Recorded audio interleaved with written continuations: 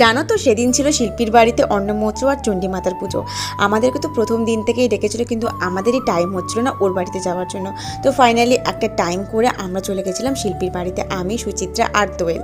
আর ওখানে গিয়ে দেখা হয় সংযুক্তার সাথে, অনেক দিন পরে দেখা হলো, সেই কলেজের পর থেকে আর দেখা হয় না আমাদের। তো যাই হোক, তো বেশ ভালো লাগলো। আর তারপরে তো আমরা চলে এসেছিলাম ঠাকুর দর্শনের জন্য। এখানে বেশ সুন্দর চৈতন্য মহাপ্রভু হয়েছে, কারণ কাল আছে বড় মহোৎসব আর কালকে আসতে পারবো না, তাই আজকে সন্ধ্যেবেলায় এসে দেখা করে গেলাম। আর এখানে তো চলছিল দেখো ভোগ প্রদান, আর তারপরে তো আমরা একটু কফিও খেয়ে নিয়েছিলাম। আর তারপরে নিজেরা মতো করে আমরা ঘোরাঘুরিও করছিলাম। এখানে ছাদের উপরে এসে আমরা অনেক কটা ভিডিও আর ফটোও তুলেছি। নিচে এসে দেখি এখানে সবাই বেশ সুন্দর গোপী ড্রেস পরে কিন্তু সেজে পড়েছে, কারণ একটু পরেই নাচ গান এইসব শুরু হবে। তো শিল্পীকেও বলছিলাম তুইও চলে আয় একটু। তো দেখো এখানে বেশ ভালো লাগছে, সবাই সেম সেম ড্রেস পরেছে। আর লেট হয়ে যাচ্ছিলো, বাড়িও আসতে হতো, তাই আমরা সবাইকে টাটা করে চলে আসি বাড়ি। তো চলো আজকে মিনি ব্লগটা এটুকুই।